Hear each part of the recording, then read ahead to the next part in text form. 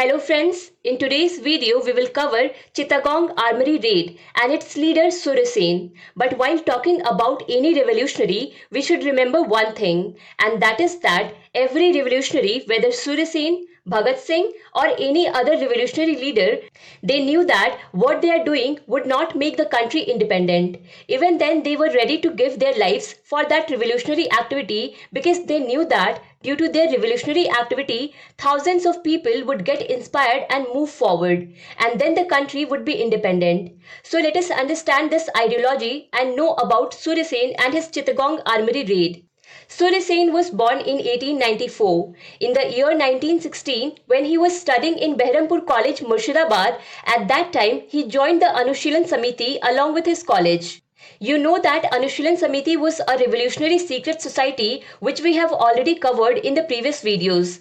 After completing his studies, when he returned to his village Chiittagong, he started teaching mathematics to the children in the national school. And that is why he was known as Master Da among the children and the villagers. While living in Chiittagong, he had joined the Congress. In 1918, he was elected the president of the Chiittagong branch of Indian National Congress. And he also actively participated in the non-cooperation movement. But because he was associated with the Anushilan Samiti, he was a hardcore revolutionary. But it was possible that to keep his revolutionary activities undercover, he may have joined Congress. And due to his revolutionary activities, he was kept in jail between 1926 and 1928. If any event inspired Master Da the most, it was Ireland's Easter Rising of 1916. The main hero of this Easter Rising was a schoolmaster from Ireland. Master Da had also decided in his mind that what happened there will happen here too. An armed rebellion against British Empire. Chiittagong will be liberated on the basis of gun. Even if it is only for a few days, but if this message reaches the whole country, then it is possible that one by one the whole country will be free from the British rule. And with this objective, Surya Sen planned Chiittagong Armoury raid. Armoury is called the place where weapons are kept. Now the thing is that how will this armoury raid happen? If British forces are to be challenged, then some people will be needed. So for this, Surya Sen prepared an army of children whom he used to teach. These children, who were only 10 to 15 years old, they were converted into an army through a physical training. This army was named Indian Republican Army. But the thing to note here is that Master Da called this army not Indian Republican Army but Indian Republican Army Chiittagong branch, because it was expected that in the coming time Indian Republican Army will be formed in every corner of the country, which will liberate its own areas. Although there were only 60 to 65 children in the Chiittagong branch of this Indian Republican Army, there were some other people to lead these 60 to 65 activists such as Anand Singh, Ganesh Ghosh and Loknath Rai. Although these leaders were also only 20 to 22 years old. Besides, there were some women leaders in the team of Master Da, such as Preeti Lata Wadedar and Kalpana Dutt also played a very important role. The objective was Chiittagong Armoury raid and the team was ready. Now it was the turn of a detailed plan. The two main armories of Chiittagong were identified.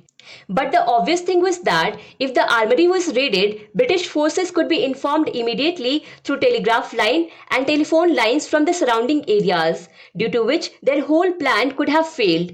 That is why the plan included the destruction of telegraph lines and telephone lines. Apart from this, it was considered necessary to destroy the railway lines so that no other British forces could enter Chiittagong. The Indian Republican Army was divided into groups, and on the evening of 18th April 1930, they took possession of both armories. Under the plan, telegraph lines, telephone lines and the railway tracks were also demolished. Chiittagong was now completely in the possession of the Indian Republican Army. Surya Sen hoisted the Indian flag the same night and announced the provincial government of Chiittagong. Now one thing went wrong in this whole plan. They had to capture the European club as well. But it was a holiday in the European club, and that is why they could not capture the British forces together. So now they knew that the British forces would definitely come. So in search of a safe place, they reached the Chiittagong hill ranges. And as expected, the British forces surrounded them from all sides. In the gunfight between the Indian Republican Army and the British forces suffered more losses because the Indian Republican Army had the advantage of height. Now let us understand the further story through the timeline. We saw that in April 1930, Chittagong Armoury raid took place, and for almost 2.5 years, Surya Sen kept doing guerrilla warfare while living in nearby villages. And then in 1933, Surya Sen was also caught. The rest of the companions had already been caught. After arrest, he had to suffer a very painful torture, and then he was hanged in January 1934. So this was the whole story of Chittagong Armoury raid. If you like this video, then do not forget to press like button, share this video with your friends, and subscribe to Bookstawa channel to keep watching more such videos. See you again with a new topic. Thank you so much for watching Bookstawa.